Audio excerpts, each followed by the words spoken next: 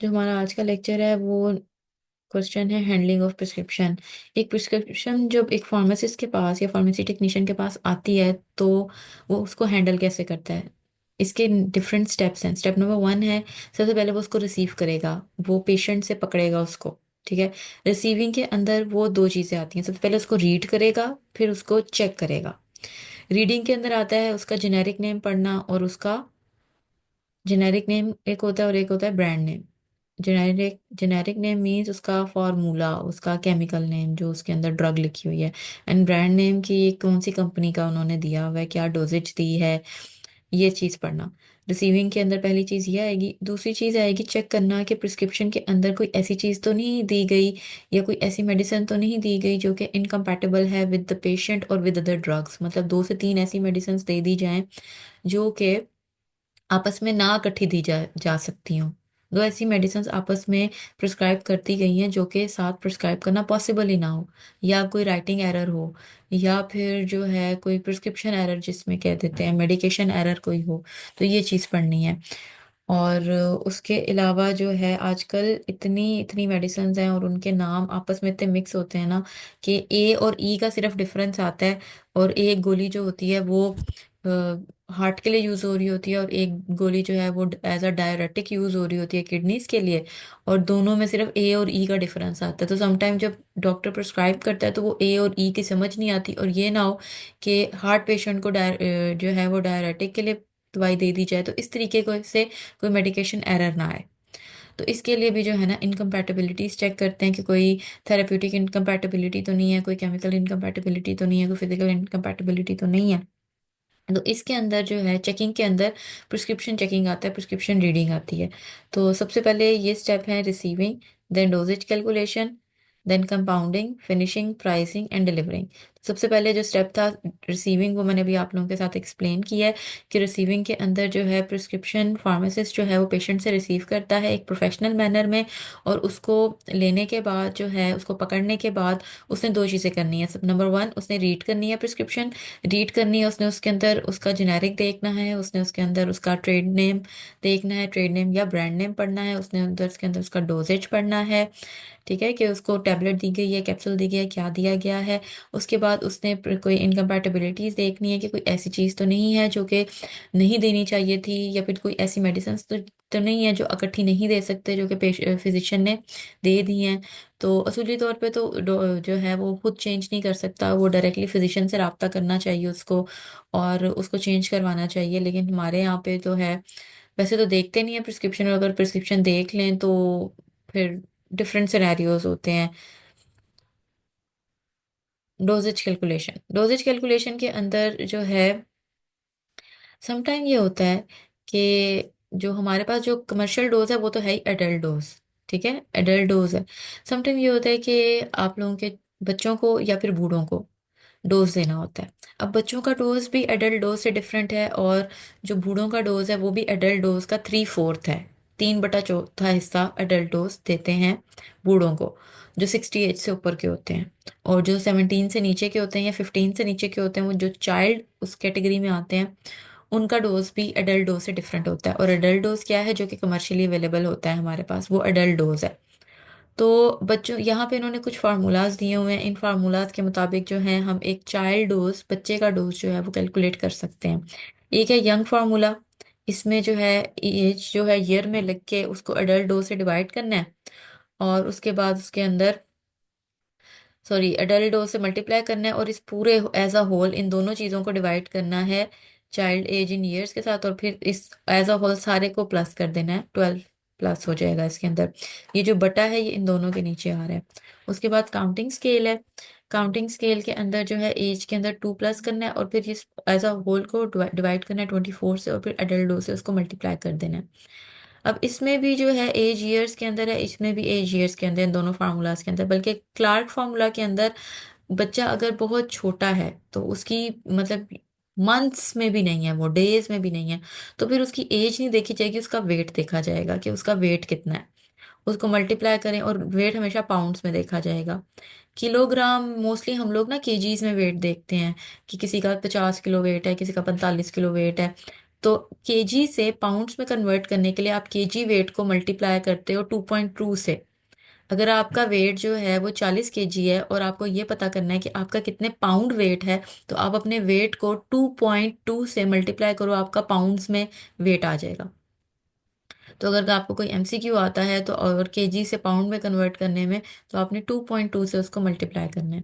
उसको करने के बाद उसको एडल्ट डोज से मल्टीप्लाई करेंगे तो चाइल्ड का वेट के हिसाब से डोज आ जाएगा। और अगर चाइल्ड डोज जो है, चाइल्ड की जो एज है वो मंथ्स में है, वो जो है ईयर्स में नहीं है बल्कि मंथ्स में है, तो फिर हम लोग फ्राइड फार्मूला यूज करते हैं। अब आपकी प्रिस्क्रिप्शन हैंडलिंग का थर्ड चीज़ है कंपाउंडिंग। कंपाउंडिंग के अंदर आप क्या करते हो, आपने जो प्रिस्क्रिप्शन पढ़ी है, आपने डोज कैलकुलेशन की है, आपने सारी की सारी ड्रग को जो है ना इकट्ठा करना है।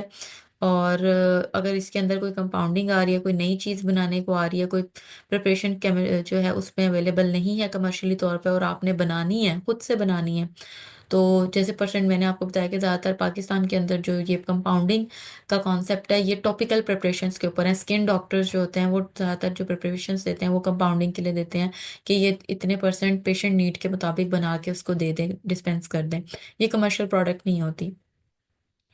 तो कंपाउंडिंग केस में अगर खुद बनानी है तो खुद बनाने का वो वाला टाइम पीरियड कंपाउंडिंग है। और कमर्शियल प्रोडक्ट जो अवेलेबल है, जो कमर्शियली एडल्ट डोज अवेलेबल है, उसको कंपाउंड करने के केस में मतलब उसको उसका सारा कैलकुलेट करके, डोज वगैरह कैलकुलेट करके जो है उसको देने में ये सारी चीज़ आ जाती है कंपाउंडिंग के। आपने उसको जो है ना प्रॉपरली तौर पर वे करना है, उसको इलेक्ट्रॉनिक मशीन के ऊपर उसको वे करना है, सारी चीज़ें जो हैं वो आपने लेफ्ट साइड पे रखनी है, इस्तेमाल करने के बाद आपने राइट साइड पे कर देनी है। तो ये सारा एक कंपाउंडिंग का प्रोसीजर है। फर्ज करें आपको एक क्रीम बनाने के लिए आई है, आपने सारे इंग्रेडिएंट्स जो हैं उसके जो है इकट्ठे किए और उनको लेफ्ट साइड पे रख दिया। आपने क्रीम बनाते गए हैं और लेफ्ट साइड से इंग्रेडिएंट यूज करके राइट साइड पे रखते गए हैं। तो ये एक प्रॉपर तरीका कार है जिसको आपने फॉलो करना है। आपने सारा मेस नहीं क्रिएट कर देना कि आपको खुद ना समझ आए कि कौन सी चीज़ मैंने ऐड की थी और कौन सी चीज़ मैंने ऐड नहीं की थी। तो एक प्रॉपर प्रोफेशनल मैनर में आपने काम करना है। फिर नेक्स्ट हमारे पास हर मेडिसिन की कंपाउंडिंग नहीं होती, कुछ मेडिसिन की होती है। फिर नेक्स्ट हमारे पास आना है, आपने फिनिश करना है उसको प्रिस्क्रिप्शन को, मतलब कि बस फाइनल करो। फाइनलिंग में अंदर क्या चीज़ आती है कि आपने उसको, इसके अंदर डिफरेंट स्टेप्स हैं। आपने उसको पैकेजिंग करनी है, पैकेजिंग के बाद आपने लेबलिंग करनी है, फिर आपने रीचेक करना है कि आपने सारा काम ठीक किया है कि नहीं, और लास्ट में आप लोगों ने बिलिंग मतलब रिकॉर्ड कीपिंग एंड बिलिंग करनी है। अब ये वाला जो प्रोसीजर है ना बच्चों, हैंडलिंग ऑफ प्रिस्क्रिप्शन, ये इंटरनेशनल रूल्स के मुताबिक है। इसमें मैंने आपको बात बताया था कि जो हमारे पाकिस्तान में प्रैक्टिस है कि इंडिविजुअल सिंगल डोज मिल जाता है आपको।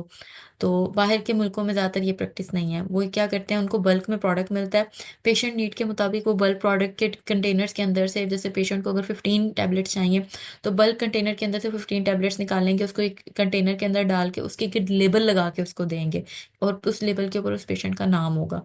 तो पैकेजिंग के अंदर जो है आएगा कि बल्क कंटेनर से अंदर से निकाल के उसको ऐसे कंटेनर के अंदर डाल के देना है जो कि मेडिसिन के अकॉर्डिंग हो। जैसे टैबलेट का कंटेनर अलग होगा, सिरप का कंटेनर अलग होगा, उसके अलावा जो है कैप्सूल्स का कंटेनर अलग होगा और सेमी सॉलिड डोजेज फॉर्म्स का अलग होगा। और उसके बाद जब आपने उस कंटेनर के अंदर एक नए कंटेनर के अंदर डाल दिया उसको, तो फिर उसके बाद आती है ये, जैसे ये देखिए ये बना रहा है, एक फार्मासिस्ट जो है ये कंपाउंडिंग कर रहा है, तो ये साथ उसके एक कंटेनर रखा हुआ है जिसमें उसने ये बना के डालनी है। ठीक है, इस तरीके के ना हम लोग ज़्यादातर, आप लोगों ने पाकिस्तान में तो प्रैक्टिस नहीं है तो आप लोगों ने पाकिस्तान में तो नहीं देखा होगा, अगर कोई बाहर गया और उसने कभी दवाई ली है तो उसने ज़रूर देखा होगा कि जो है ना ऑरेंज कलर की या डार्क येलो कलर की जो है ना बॉटल्स होती हैं, कंटेनर्स होते हैं जो कि आप लोगों को अवेलेबल होते हैं मेडिसिन के लिए।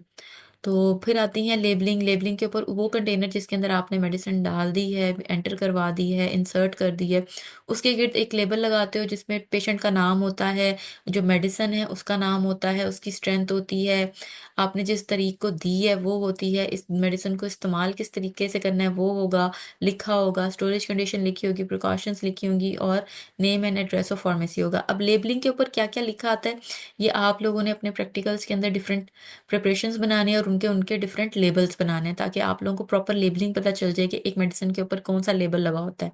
ये प्रैक्टिस तो नहीं है लेकिन ये ऑब्वियसली सिखाते आपको ज़रूर है। और आप लोग जितनी भी अपनी प्रैक्टिकल लैब लैब के अंदर प्रिपरेशंस बनाएंगे, प्रिपरेशंस को फिर आप लोगों ने कंटेनर्स के अंदर डाल के उनके गिड लेबल ज़रूर लगाने हैं। फिर जो है फिनिशिंग के अंदर थर्ड चीज थी रीचेकिंग। रीचेकिंग के अंदर आप और जितना भी आपने काम किया उसको दोबारा से एक दफा देखते हो कि आपने सारा कुछ ठीक किया है, आपने लेबल ठीक लगाया है, आपने जो प्रिपरेशन है वो कौन सी थी, कितना ऑर्डर, कितना डोज कैलकुलेशन, हर चीज़ आप एक दफ़ा दोबारा से रीचेक करते हो।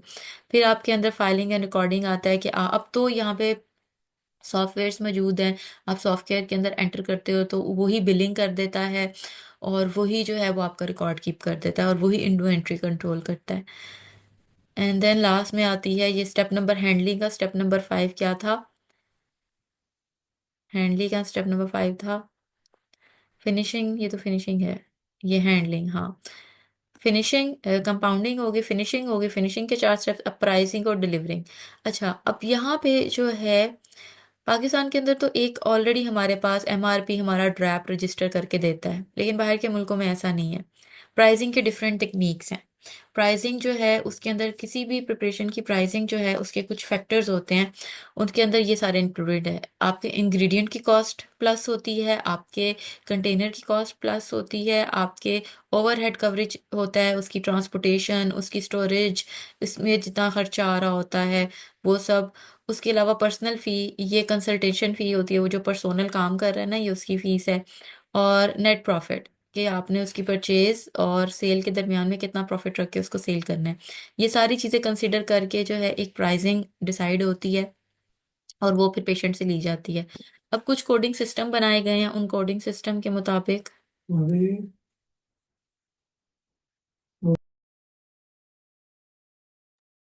अच्छा, अब इसके अंदर जो है पाकिस्तान में तो मैंने आपको कहा ना कि हमारी drug regulatory authority of Pakistan already हमारी एमआरपी सेट करके देती है कि किस रेट के ऊपर जो है ये सेल होगी।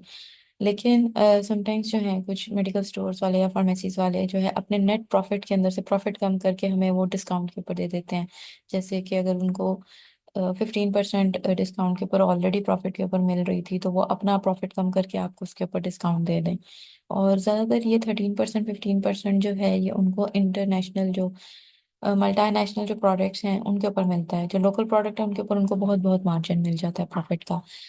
अब ये जो एक सिस्टम लिखा हुआ है कॉस्टिंग का सिस्टम, ये पाकिस्तान में अवेलेबल नहीं है। ये जो है इंटरनेशनली तौर पर जो है सिस्टम है, जिसमें ये है कि हम इस रूल को फॉलो करते हैं कोडिंग सिस्टम को फार्मासिस्ट के। पी का मतलब कि पुअर पेशेंट है तो 1% डिस्काउंट मिलेगा।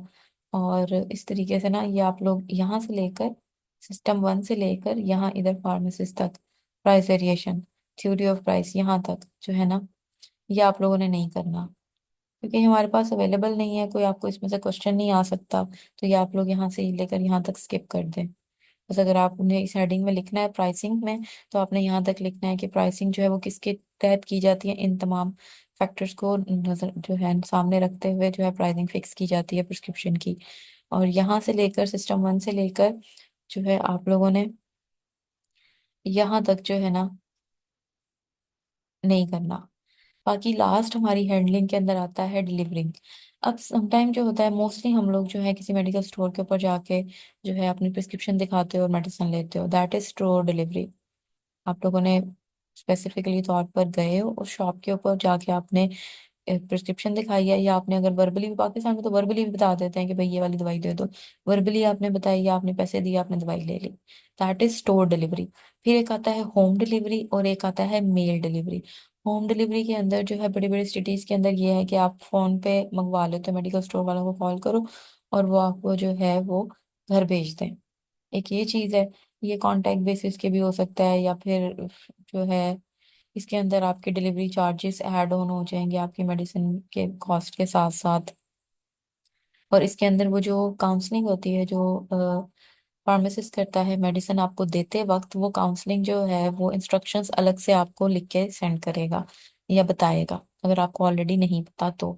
देन मेल डिलीवरी, यहाँ मेन लिखा हुआ है, ये मेल है, इसको आपने मेल कर लेना है, एन को खत्म करके एल कर लेना है।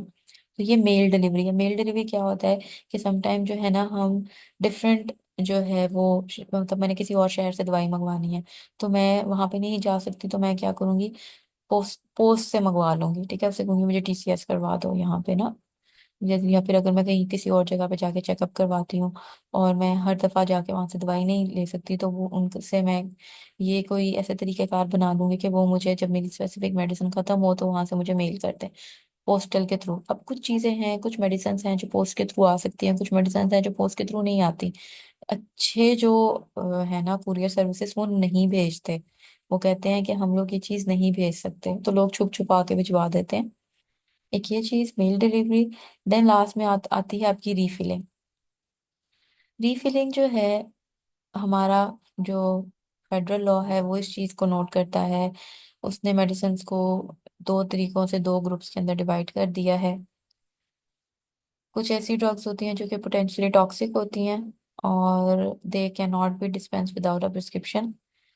और वो कौन कौन सी ड्रग्स हैं, उनको ग्रुप ए, ग्रुप बी और ग्रुप एक्स में कन्वर्ट किया गया है।